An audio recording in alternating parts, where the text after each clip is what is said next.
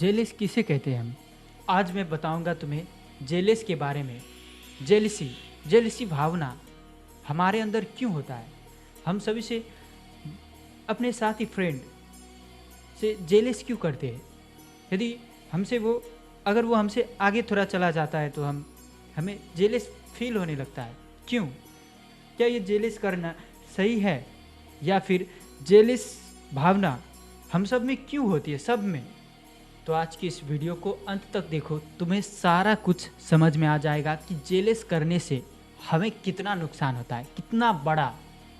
और 100% इस वीडियो के बाद तुम किसी से भी जेलिस करना बंद कर दोगे। मानो कि दो दोस्त हैं जो फोटोग्राफी करता है, दोनों का सेम डिग्री है, सेम क्वालिफिकेशन है, दोनों इंटरव्यू देने जाता है। एक सिलेक्ट होता है, एक सिलेक्ट नहीं होता है। अब पहला वाला क्या करता है? दूसरे वाला से जेलिस करने लगता है। उसके पास तो पैसा था, उसके पास घर में सपोर्ट था, फैमिली सपोर्ट करता था, इसीलिए उसका हो गया। और 5 साल बाद दोनों, एक बहुत सफल हो जाता है, उसके पास सब कुछ होता है, और दूसरा वहीं का वहीं रह जाता है, जीवन में आगे नहीं बढ़ पाता है। तो क्या इससे एक फ्रेंड में जेलिस पैदा होने लगता है? वो तो अपने भाग्य से, अपने फैमिली सपोर्ट से, पैसा से आगे बढ़ पाया, तो कहने लगता है। और दूसरा, उसका माइंडसेट समझो। माइंडसेट क्या था उसका? कि वो सफल हुआ तो उसके सब सपोर्ट में थे, फेवर में थे, सब ठीक ठाक चल रहा था, इसीलिए वो सफल हुआ, आगे बढ़ पाया। और पहले वाला दोस्त क्या कहता है कि हाँ, समय से पहले और भाग्य से ज़्यादा कुछ नहीं मिलता है, ये कहने लगते हैं। ये फिलॉसफी बिल्कुल गलत है।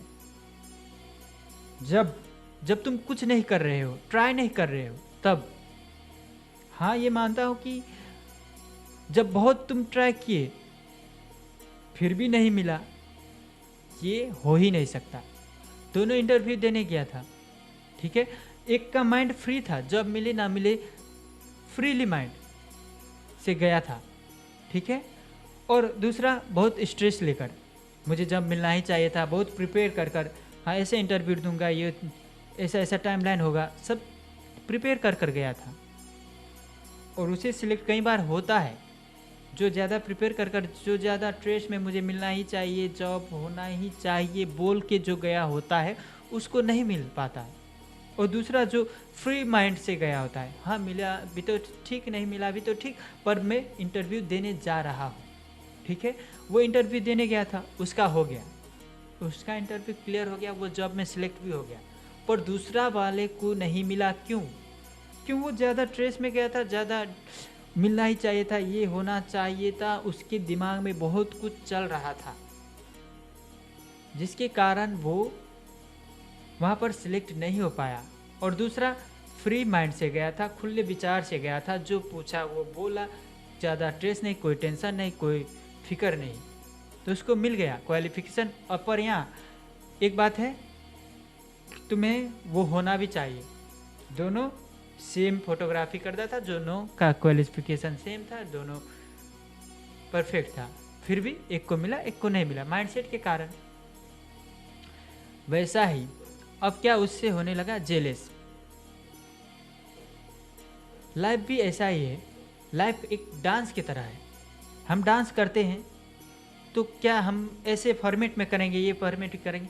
हम जब फ्री डांस करते हैं, फ्री होकर, कोई फॉर्मेट नहीं कोई, तो उसमें हम ज़्यादा बेहतर कर पाते हैं। लाइफ में भी जब हम फ्री चलते हैं तो उसमें हम ज़्यादा बेहतर कर पाते हैं। पर हाँ, एक शर्त है कि आपको डांस आना चाहिए। डांस अगर नहीं आएगा, लेवल सेम होना चाहिए, फिर माइंडसेट फ्री होना चाहिए। लेवल यदि आपको डांस नहीं आता, आप डांस कंपटीशन में गए फ्री डांस करने, तो नहीं कर पाओगे। उसी तरह उसका क्वालिफिकेशन सेम था, दोनों एक ही बैकग्राउंड से आता था, दोनों एक ही कैटेगरी से, दोनों फोटोग्राफी करता था, तो दोनों का लेवल सिमिलर था। इससे क्या करने लगता है, वो जेलेस करने लगता है पहला वाला, कि हाँ वो तो सिलेक्ट हो गया, उसके पास लक, ये सब लक था, फैमिली था, पैसा था, ये सब सपोर्ट था उसके पास, इसीलिए मिला। ये कहने के बाद वो क्या कर रहा है, अपने आप को पीछे तान रहा है। जेलेस भावना क्रिएट यहीं पर से होना शुरू हो जाता है। तो जेलेस तुम करोगे, जेलेस से क्या होता है, नेगेटिव भावना आता है, नेगेटिव थिंकिंग, सोच तुम्हारा नेगेटिव हो जाता है जब तुम किसी के प्रति जेलेस होते हो। तो मान लो उसके पास ये था इसीलिए वो हो गया, मेरे पास नहीं है। उसके पास पैसा था, उसके पास फैमिली सपोर्ट था तो हो पाया। अब तुम क्या कह रहे हो कि मेरे पास कुछ नहीं है, मेरे पास ये नहीं वो, तुम अपने आप से नेगेटिव कह रहे हो तो नेगेटिव हो जाओगे। क्या जॉब एक ही बार में मिलता है? क्या सफलता एक ही बार में मिलता है? ट्राई करो ना। KFC के फाउंडर 109 बार फेल हुआ, लास्ट में वो KFC के फाउंडर बने और आज हम जानते हैं KFC क्या है, उसका टेस्ट जानते हैं। तो वो 60 के एज में सक्सेसफुल हुए। तो तुम क्यों इतना लोगों से जेलस करते हो कि मेरा ये नहीं हुआ वो नहीं हुआ? थॉमस एल्वा एडिसन जो कि 9,999 बार फेल हुए, फिर जाके एक बल्ब का आविष्कार किया, तो क्या हम उसे फेलियर मानेंगे? नहीं, वो सक्सेसफुल है और वो कहता भी था कि हाँ मैं 9,999 आइडिया ढूंढा जिससे बल्ब नहीं बनती है, और वो ट्राई को फेलियर ट्राई माना ही नहीं। तो तुम भी एक इंटरव्यू, एक ट्राई को फेल कैसे मान के बैठ जाओगे? कोई आगे बढ़ रहा है, तुम उसे नीचे लाने की कोशिश कर रहे हो, उसका टांग खींच रहे हो, उसको बुरा भला कह रहे हो, तो उससे तुम्हारा माइंड सेट, तुम्हारा सोच बिगड़ जाएगा। और सोच ही है लोगों को बनाने वाला और लोगों को गिराने वाला। तो सोच, जब तुम उसको भला बुरा बोलोगे तो तुम्हारा मन में नेगेटिव जाएगा। ये माइंड है ना, ये मस्तिष्क जो ब्रेन, इसमें तुम जो बोलोगे वही सेव करेगा और वो तुम बनते जाओगे, तुम्हारा व्यवहार बनता जाएगा। मैंने पिछले वीडियो में भी यही कहा था, तुम अपने सोच को बदलो, तुम्हें सफलता जरूर मिलेगी, कामयाबी जरूर मिलेगी। जेलस करोगे, क्या तुम उसका कुछ बिगाड़ पाओगे? नहीं, तुम खुद में ही जलोगे, खुद को हुई नुकसान पहुंचाओगे। और दूसरा, तुम उससे कुछ सीखो ना, जो तुमसे आगे है, तुम्हारा फ्रेंड है, तुम्हारा फ्रेंड तुमसे आगे निकल गया तो उसमें कुछ क्वालिटी तो होगी तुमसे बेटर, जो कि तुम्हें सीखने की ज़रूरत है। और तुम यदि सीखकर उसे अप्लाई करोगे तो तुम शायद तुम उससे भी आगे निकल पाओगे। और यदि यूं ही तुम कोसते रहोगे तो तुम जहां हो उससे भी नीचे चले जाओगे। ये डेफिनेटली, ये श्योर है।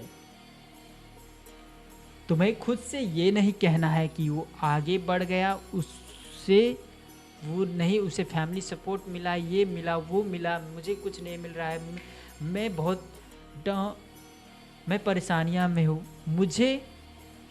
बल्कि तुम्हें उससे सीखना है, उसे कोलैब करना है, उसकी क्या क्वालिटी होगी 5 जिससे वो आगे बढ़ पाया, इंटरव्यू में सिलेक्ट होया, तुमसे आगे निकला।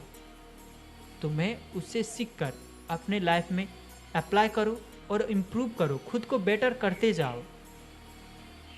जब तुम्हारे अंदर खुद को बेटर करने की कला आ जाएगी ना, तो तुम जीवन में कभी भी किसी से जेलस नहीं करोगे।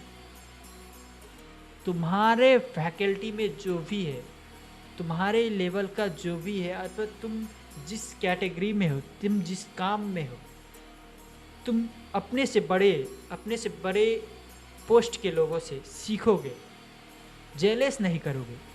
और जब तुम्हारी सोच छोटी होगी तो तुम जेलस करोगे और तुम आगे नहीं बढ़ पाओगे, कभी भी पीछे ही चलता चले जाओगे। तो जेलस अपने अंदर से मिटाना है। तो जो तुमसे आगे है, जिससे तुम्हें जेलस पैदा हो रही है, उससे तुम सीखो। उसकी 4 क्वालिटी होगी जिसने तुमसे उसे बेटर बनाया है, जिससे वो तुमसे बेटर बना है, उस क्वालिटी को सीखो और अपने में अप्लाई करो। शायद तुमसे वहाँ नहीं, तुम दूसरे क्षेत्र में भी तुम उससे आगे निकल पाओगे। और यही है एक रास्ता जिससे तुम ईर्ष्या कर रहे हो, जेलस कर रहे हो, खुंदक है तुम्हें टांग खींचने की महसूस हो रही, मैं उसका टांग खींच दूंगा तब मैं आगे बढ़ूंगा। तो तुम उससे उसके गुण को सीखो, ना कि उसे टांग खींचने की कोशिश करो, ना उससे जलन पैदा करो अपने अंदर। तुम उससे सीखो, तुम्हें अपने आप उससे आगे बढ़ने की कला आ जाएगी, सीख जाओगे तुम कैसे उससे आगे बढ़ना है। और अब इतना सुनकर भी तुम अपने अंदर से जेलस नहीं हटा पा रहे हो, तो तुम दुनिया की जितने भी जानकारी ले लो, तुम जीवन में आगे नहीं बढ़ पाओगे। अगर एक चीज़ तुम्हारे अंदर जेलस है, तुम दूसरों को टांग खींचने की भावना रखते हो अपने अंदर, तो तुम कभी अपने जीवन में आगे नहीं बढ़ पाओगे। और हाँ, मेरे इस वीडियो से बहुत सारे लोग अपने के अंदर से जेलस भावना मिटाएंगे, खुद को चेंज करेंगे, मुझे उम्मीद है। और बाकी जो चेंज नहीं करेंगे खुद को, जेलस भावना अपने अंदर से नहीं हटाएगा, जेलसी लोगों से, साथी से, फ्रेंड से, अपने रिश्तेदार से, तो वो जीवन में पीछे जाएगा, उसका दुर्गति होगा ही। और ये मैं नहीं कह रहा हूँ, पूरा शास्त्र, साइंस कह लो, ये नियम ही है, प्रकृति का नियम है। तुम जितना दूसरों से जलोगे, जितना दूसरों का टांग खींचने की कोशिश करोगे, तुम अपने जीवन में खुद ही खुद पीछे चले जाओगे। तुम्हारा थिंकिंग नेगेटिव होता जाएगा, तुम्हारा लाइफ झंड होता जाएगा, तुम्हारा लाइफ बर्बाद हो जाएगा। तो अब तुम्हारे हाथ में है किससे जेलस करना है या सीखना है। आज के इस वीडियो में इतना ही। और इसी तरह के वीडियो देखना चाहते हो तो चैनल को सब्सक्राइब करो और वीडियो को लाइक करो। मिलते हैं अगले किसी नई वीडियो में।